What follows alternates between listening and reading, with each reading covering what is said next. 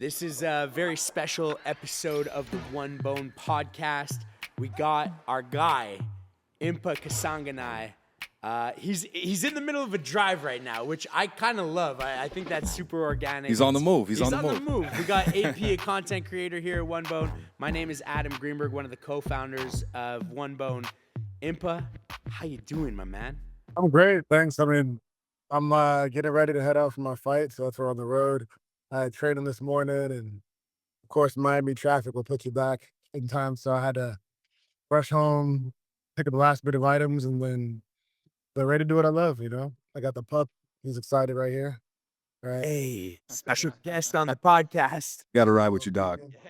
Absolutely. Let's paint that picture. Right now, you mentioned you're in Miami. You're in traffic.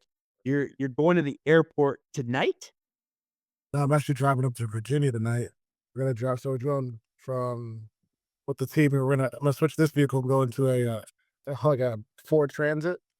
And then Okay. we'll go from the Ford Transit, and then we're going to load up all the vehicles. So imagine this: you have 6 guys, 1 fighter, 2 guys with media company, Whispering Force Media Company, uh, logistics. He's also with the company, my team, and then 3 Belgian Malinois.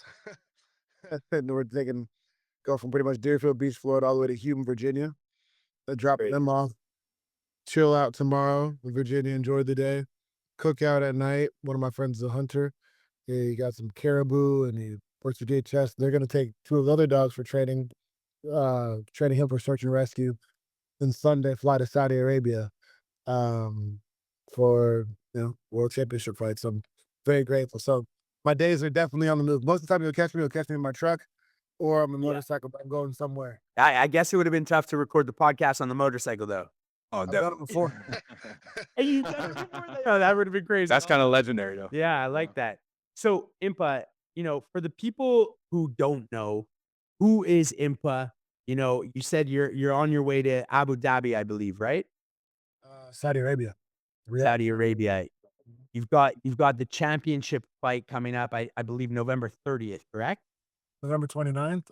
November 29th. I'm close to everything. I'm just like one day off on everything. Yeah, no, see, it says on November 30th, you'll see the belt wrapped around my waist for sure. Let's go. Okay, so here at One Bone, we're all about the triumphs of life. We're all about the struggles of life. You have an amazing, resilient story. Coming back from a major knockout to battling your way back to winning that $1 million prize in the PFL, correct? Yes, sir. Yes, sir. And now that was good. God is good. You're about to load it up again. Like you said, you're going for the belt again for another $1 million. If you can, please tell us your story and how you went from, completely down in the gutter, or should I say your car actually, and all the way back up to winning that $1 million prize. Let us know where it started and how you got there. So for me, it's first I have credit to my parents, right? The child of 2 immigrants. They're from Congo and Central Africa. Parents were born in Kinshasa. Came to the United States to get better opportunities. They met here, but they met in North Carolina, learning English as a second language. The day my dad met my mom, he said a dollar tale to send me. The day my dad met my mom, he said he's going to marry her, which is funny. And then now they have 3 kids. The oldest is 3. My younger brother, David, college basketball coach. I have a younger sister, Victoria. She's at West Point, and she's in her freshman year, her plebe year. So that's who I am at first. I'm an extension of my family. You fast forward, man, everything you do in life, I was talking to my brother about this last night. Like, you pray that you can be in a position to help your family. You can stand in the gap, however that may be. So the different things that I gone through in life prepared me to be where I am today. When I was in college, I studied accounting, I played football, and I wanted to get better at football, so I started fighting. Fast forward, I was like, man, I took a fight after 3 weeks of training, and I was like, I'm gonna do this forever. And sorry, dog. My dog is tripping. And I was like, you know what? For the rest of my life, I'm gonna do this. And for the rest of life that I do this, I'm gonna be the best at it. I said, the second I said I'm not gonna be a champion. Alongside that is I want to take care of my family. And you seen it. Got knocked up by Buckley in Abu Dhabi. And life kind of started spiraling. I realized I wasn't at the right gym to train full time. I did a relationship, you're gonna get married, that doesn't work out. So, okay, cool. But I moved to Florida. I fight my third fight in the UFC, I finish him. I'm grateful. My dad actually told me, he's like, don't come back home unless you finish that next guy. Cause I was like, I told him I Hey, would. So we have that cool relationship. Then, man, I lose the next fight and I'm okay. What are we gonna do here? Get released by the UFC, but I had a choice. I said, okay, either you can go back to North Carolina, live with your family, and this move is for nothing. Or you're gonna do what you said you're gonna do, become a champion. So that was my resolve. And like, funny enough, I studied accounting and finance in school, but I couldn't really work yeah, the accounting jobs because of my day schedule. And then when I was looking to find work, the only thing I could really do was bar backing. But how much bar backing can you get when you're training?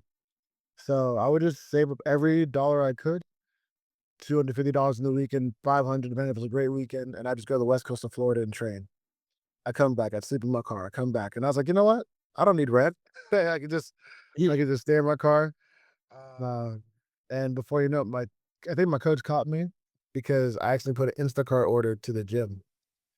But I was happy, man. I was at peace, and I was like, man, I'm doing what I love. I wake up every day at like about 5:30, train at the gym at 6 a.m. when the facility would open. Before anybody got in there, hit the bag, work on technique. And I was like, this is gonna be my path to being a champion. I'm so grateful. Well, my coach finds out I'm living in my car. My teammate lets me live on his couch for a little bit at Marquez. And then after that, I had the opportunity to live on a farm in Doral, Florida. I lived in a yurt, pretty much like a glorified tent.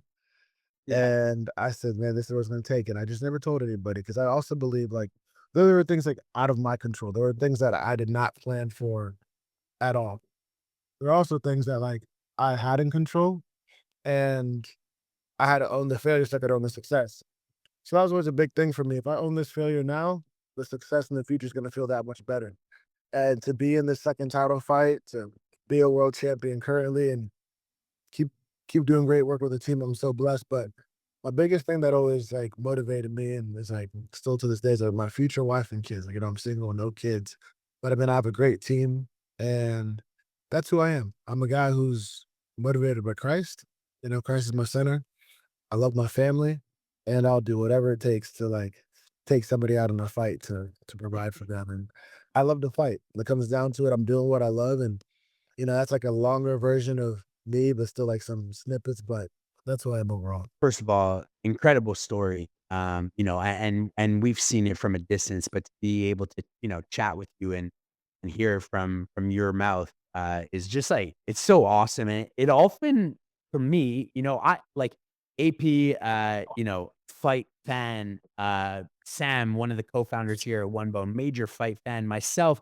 Really just, like, getting introduced to it all, through these guys, and we have a gym right next door to One Bone HQ, so have become friends with lots of fighters, and the interesting thing, which I think maybe, a misconception for most is, like, all you guys are just such beautiful souls, like, I think the perception is like, "Oh, they're fighters, they're badass," you know what I mean? And, like, obviously, when you're in there and you're doing your thing, you are, but just, the values that you guys have that Family man. yeah, like, He's it's obviously very spiritually grounded. yeah. So It's very cool, and speaking about, fatherhood and when that comes your way, all of us co-founders here at One Bone, we're all, relatively new dads, and Congratulations, that's awesome. yeah, yeah, yeah, so, we know and understand that, like, that next level of, like, unlocking, like, we're doing this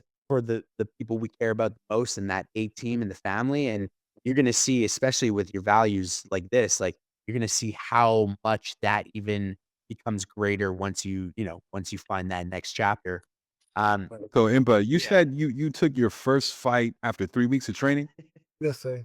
So when I started training, what they say, they go, you gotta pay for your gym membership. And I'm like, talk about broke college student. I'm not really working. Well, I was working 35 hours a week, but still, I was like, this gym membership and a whole like lockdown to they do these contracts. I was like, this doesn't make sense. So for me, it was either go fight this fight and it covers my membership, or or they say or they say you have to pay for this crazy amount, and I was like, no, like let me just fight somebody. Amazing. And Amazing. grateful won the fight in the first round. It was the ugliest fight you see. I just literally ran around in a circle throwing right hands, but we got it done. And I was like, okay, I'm gonna do this. I'm gonna be a champion. Like I'm gonna do this. I'm gonna take care of my family and change my family's life and take care of this puppy. Yeah, they're And yeah, we see you have a huge love for dogs, I'm sure animals just in general. You mentioned you're working with them for search and rescue, and talk to us about that. I mean, obviously many, so many dog lovers out there. yeah, so this is the he's a Belgian Malinois. He's a gift to me by my trainer, right, Dieter. I was about to get a dog, I was about to get a lab, and he's like, "Don't get a lab, get a Belgian." And he just, I'll leave the choice words for someone else. But Right.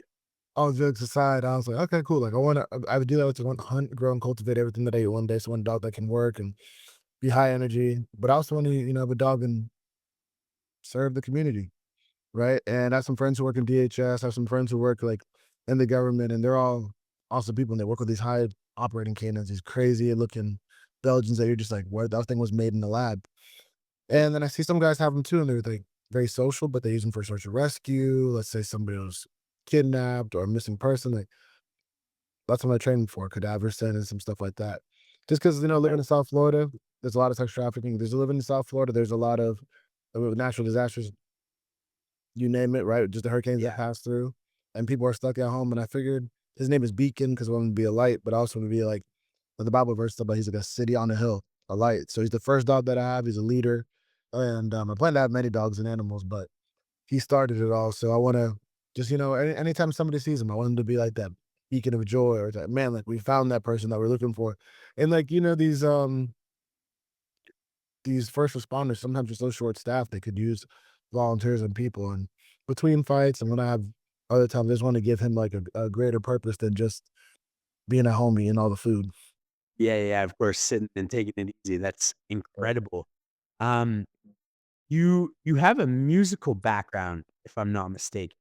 Yes, I do. Talk to me. Where did that start? Where are you at with your musical experience in life? How does that play into, your daily?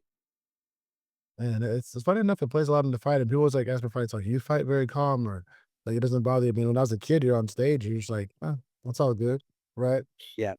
And when I got older, it was just like, okay, cool. Like, I played music in school, went to art school for middle school. I had opportunity to go to arts high school. But then I moved to Florida or moved to North Carolina with my family. Freshman year of college, music wasn't still my major. It was orchestral performance and just Mm. band. I played tuba, guitar, and trombone. I was in marching band for part of the year, my freshman year of high Oh, school. let's go. Yeah, I didn't play football till my senior year of high school. Then I played in college. So most of my life, I thought I was going to just be playing tuba or trombone. Like I really love jazz bands. Now I just have my guitar. I don't get to play it as consistently as I like right now. Um, it's fun, like when I'm on trips or by myself or traveling, but right now building different businesses and not giving that priority. But I was taking lessons again, picking those back up. But it's fun to learn something like from some people now who are just like masters of their craft. Yeah. Because in fighting, I think what happens with fighters sometimes, like though there are really good fighters out there, nice people, like you meet people who are very arrogant and think nobody can teach them something. I like to take on different challenges, whether it's surfing, playing the guitar. Something you can be decent at, but there's so much more to learn in it. Keeps your eyes open. So music for me has kind of always been that like you could be great at this one style, but there's so many more things to learn. And just kind of keeps you at bay to think like, oh, I could do whatever I want and never learn from somebody. Like I think music just keeps you in Yeah, check. humble in Sort a of. sense, right? Yeah. Yeah. It's forever the grasshopper, you know what I mean? Absolutely. And but speaking of music, like, what is your dream like artist to walk out to a fight with? You have one? You put any thought into that? It's funny. So I always walk out to a worship song, right? It's funny, fighting in a Muslim country, next app, you're not allowed to by their rules. Oh, wow. So, actually, I have a fantasy playlist that if I don't, if I don't, I'm not allowed to walk out to a worship song, then I'll Yeah. walk out to these songs. This one's specifically special. It's the song "Simple Man" by Leonard Skinner. So, when I first started training, it was the first time I actually heard the song. And I was a gym owner, I would get beat up by guys for like 120, 25 pounds. I'm just like, what is going on? Getting choked out left and right. I'll never forget, I remember looking at the speaker and just getting like I'm on the mat getting choked out, but I'm fighting for it. But I hear that song and I stay calm and hear that song. And I always remember from the first time I heard that song to becoming the world champion, when I was knocked out by Buckley, to go and declare this victory on the 29th this month, and to fight some of the best fighters, like that song has always stayed like on my playlist. And that just reminds me, it's like because I remember I used to get like so challenged. I'd be so like passionately heated with myself after training that I would play that song over and I said, one day I'm gonna listen to this song, I'll be getting after people. And funny enough, my guy AJ, we were sparring yesterday, and the song came on. He's like, "Oh, great, this song came on while we were sparring." But this is gonna be a fun round. But I never forget how much like, how much growth has happened ever since I first heard that song. So though it's not like a worship song, Christian worship song, to me it's a like a testimonial song.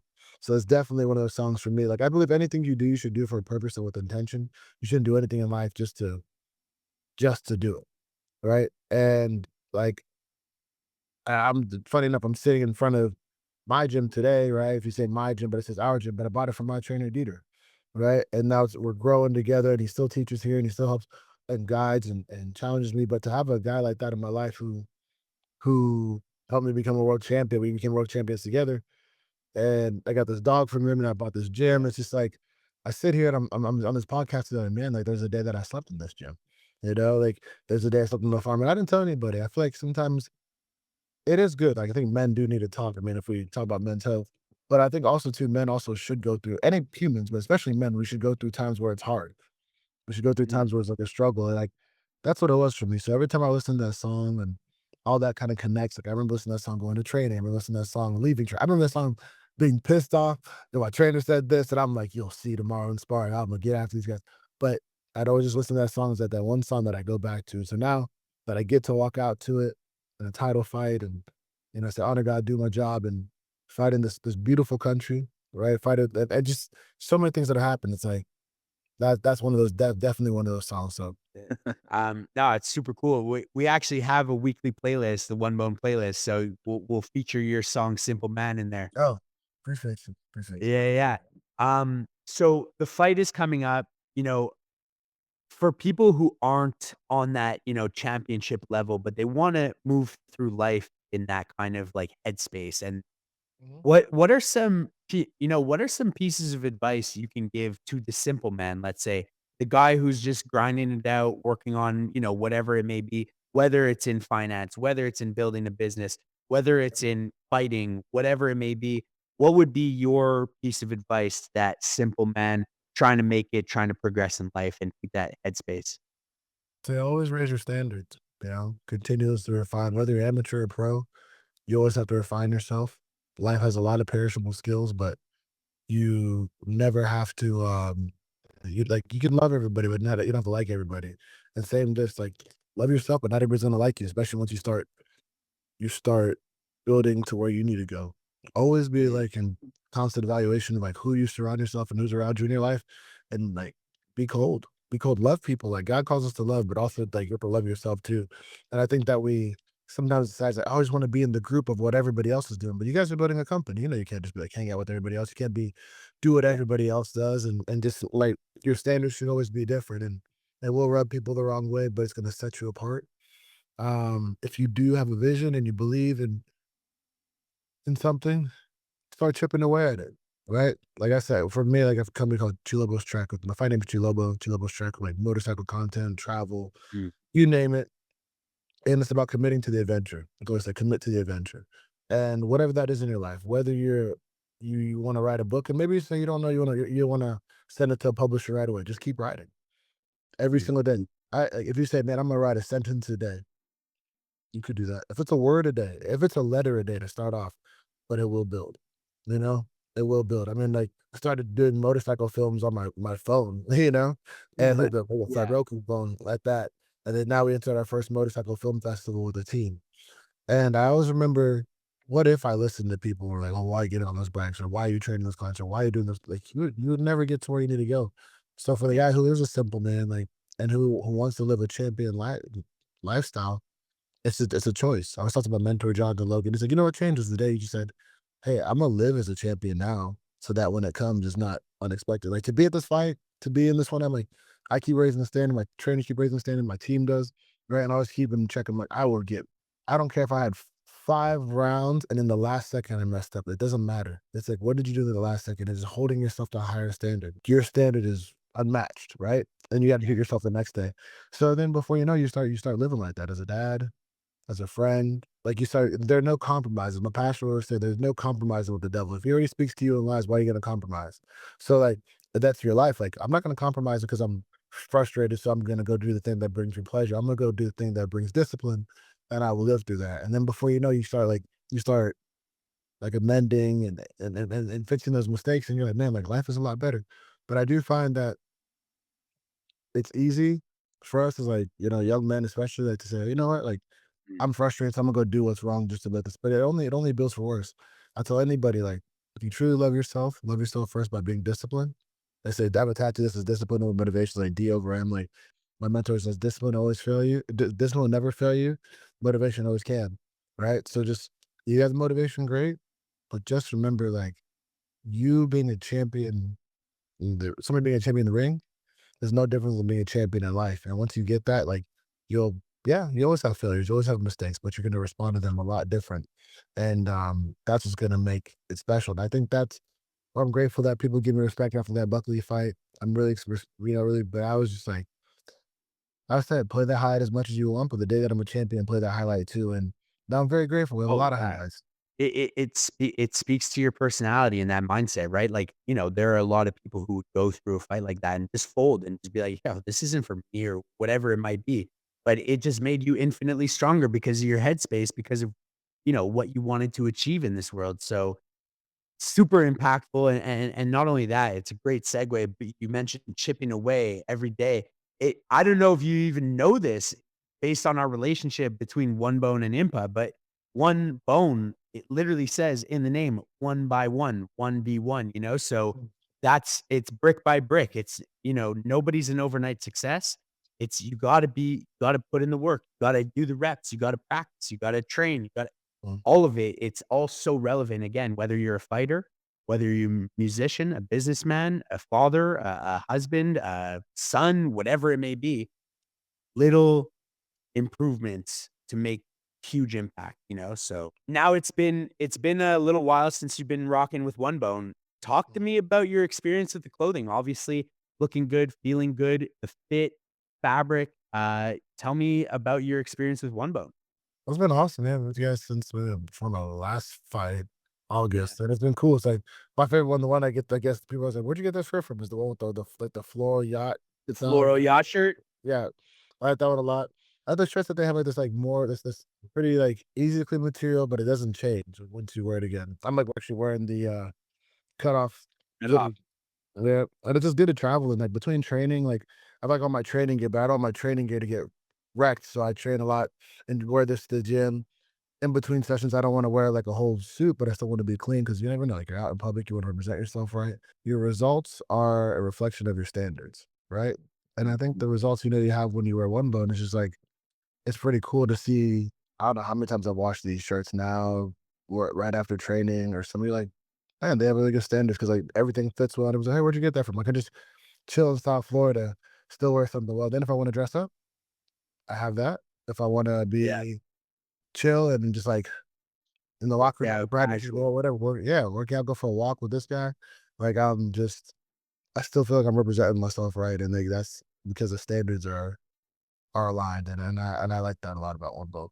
What can I say? We so greatly appreciate your time. We can't wait for the fight. We can't wait to see you with that belt wrapped around your waist. And we've been super fortunate. We've gotten, the opportunity to make thousands upon thousands of people feel more confident, more comfortable on a daily basis.